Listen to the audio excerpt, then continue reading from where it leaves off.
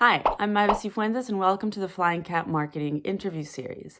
Today I'm speaking with MJ Peters, who's the VP of Marketing at Firetrace, a manufacturing company. And I know that I usually interview SaaS leaders, but I find this very interesting because I think there's a lot of lessons that can overlap in kind of traditional industries and SaaS companies in tech today. So we're going to be talking about how MJ gets the entire company, every department from engineering to product to marketing, to get involved in creating and developing this customer avatar, how conversations with the customer can lead the content strategy, the product strategy, and everything, and how she targets digital customers and non-customers to engage her audience.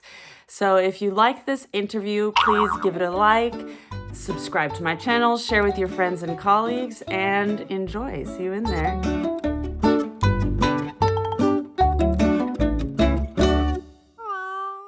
Hello, everybody, and welcome to the Flying Cat Marketing podcast series. Today, I'm here with MJ Peters, who's the VP of Marketing with Firetrace, which is pretty traditional. Normally on this podcast, we talk with SaaS leaders and more in tech, and this is a traditional industry, and we're going to be talking about marketing in that industry with a non-traditional perspective. So thanks for joining us today, MJ. Yeah, thanks for having me. Why don't you go ahead and introduce yourself a little bit to the listeners and the watchers and tell us about how you got into this position and how you've evolved Firetrace and its marketing.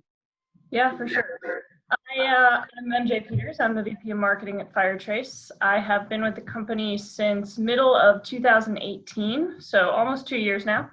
I previously had held multiple positions at the parent company, different subsidiaries. Firetrace is owned by a company called Halma PLC. They're based in the UK. They own about 50 small to mid-sized manufacturers around the world. So anywhere from 50 to 200 employees is kind of where we're talking about.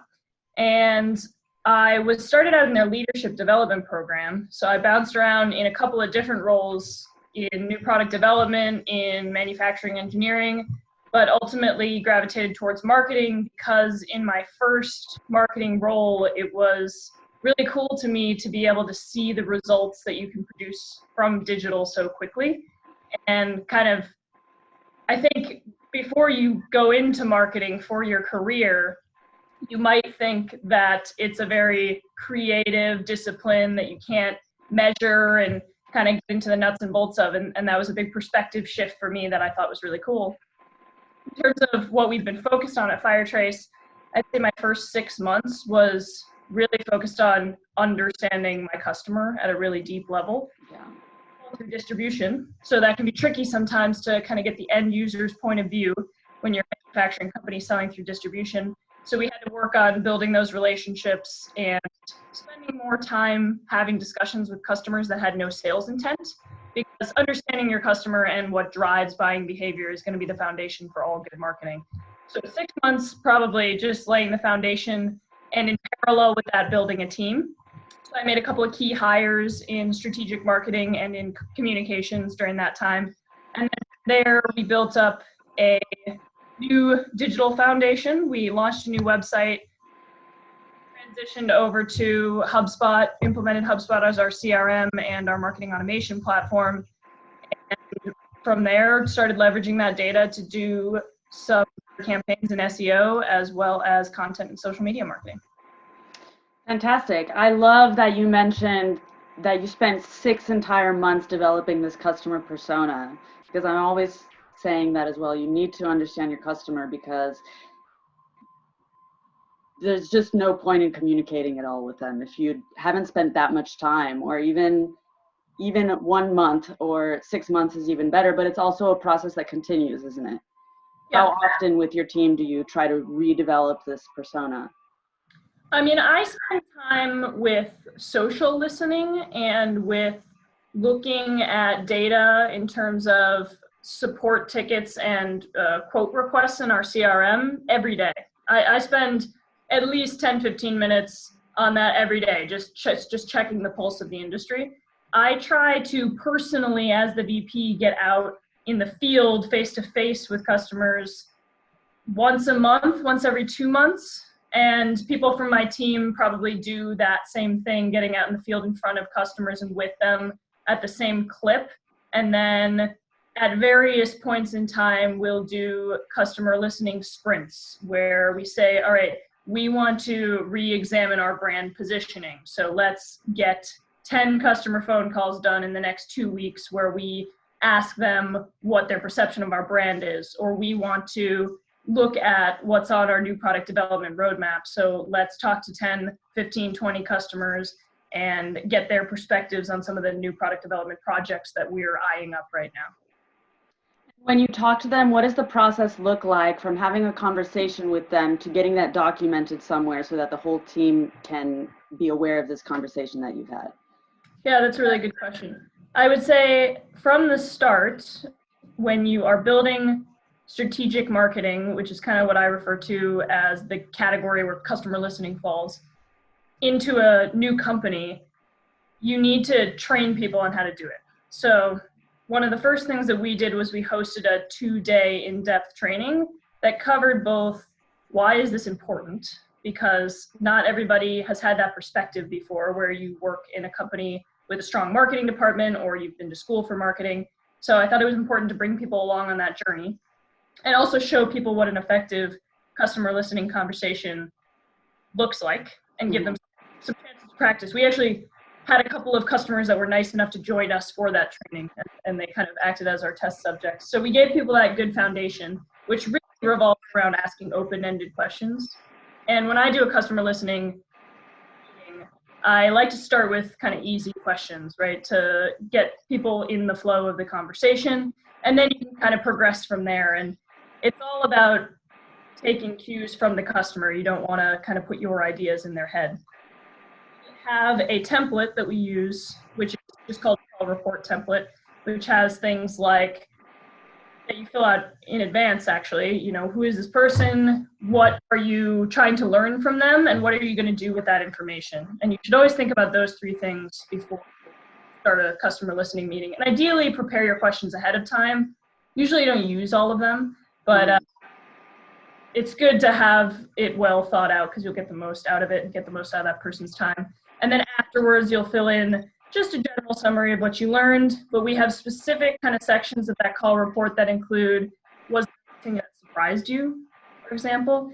And then if you identified pain points from customer pain points, what were those customer pain points? Can you rank them? And can you, if possible, quantify the life impact? And by that, I mean some issue with a customer process. So I'm in manufacturing, so I'll give a manufacturing example. If with the customer's production process is causing them downtime, and the person you're talking to thinks that that's a real headache, can you quantify that? Is it 15 minutes of downtime a day? And how money does that 15 minutes cost them? Because at a really high production plant or something like a data center that has a service level agreement that they need to be up 99% of the time, 15 minutes of downtime a day could cost you millions of dollars. But other small businesses, 15 minutes of downtime might not be as big of a deal. So it's important to understand how those pains rank relative to one another and how they impact the customer's life relative to all the other things they got to think about. So those are some of the things that we document. We'll have board meetings or strategic marketing meetings or workshops where we'll then take all of that information and try to make sense of it as a group, because I think things can be a little abstract in strategic marketing. So it's good to get multiple perspectives on what it all means and put that story together as a team. Yeah. And so is this only your marketing team that does this, or do you also involve the entire company, sales, for example, and product, I guess, as well? Good question.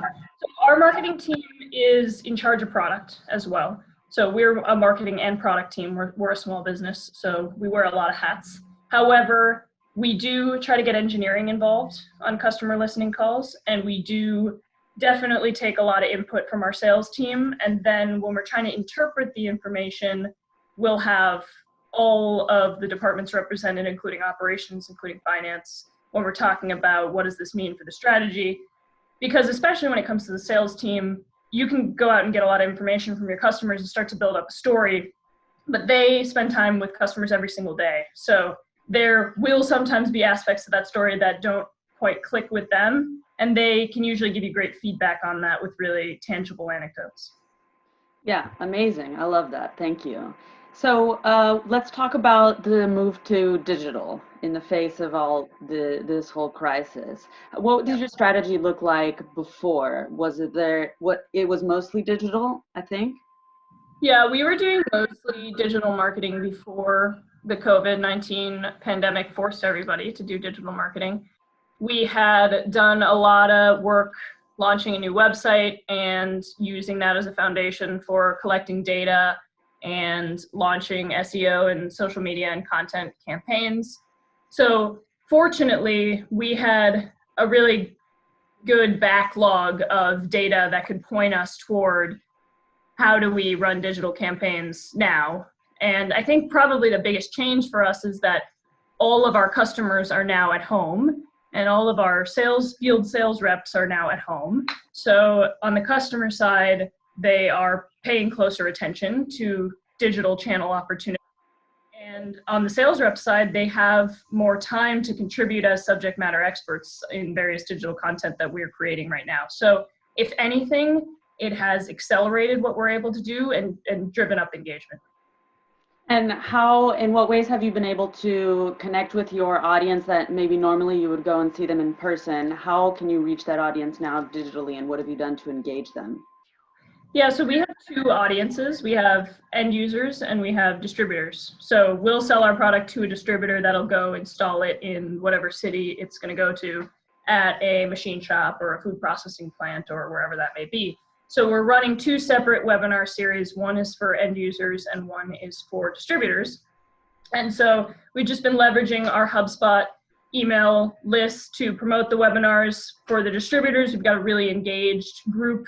And so we've had great attendance at those, lots of great Q&As. I think making the webinars interactive has been huge for us. And then on the end user side, we have been fortunate enough to be able to reach out outside of our company and try to bring in experts from around the field. I use Sales Navigator, which is a LinkedIn tool. It's actually supposed to be for prospecting, I think, but that's how I find my outside of the industry guests to come in. We'll just get them on a go-to webinar. We'll talk, about various industry topics for 45 minutes, do a 15-minute Q&A, record the whole thing, and then you can use the recording to create blog posts and short organic social clips. And so it really is a great way to accelerate your content engine. But we've had both the work on the distributor side as well as the end user side.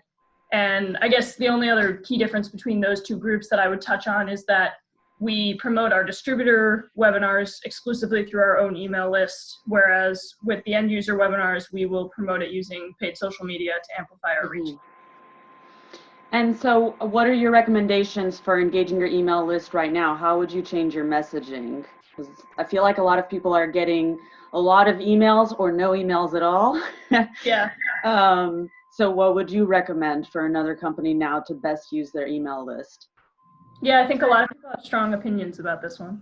I would say the question you got to answer is the email going to add value or help the customer in some way? Because I'll just give you an example from my personal life. As one of many American Airlines customers, it's not adding that much value to me when I open an email and listen to the CEO talk on a video, because I'm just not planning to travel for a very long time.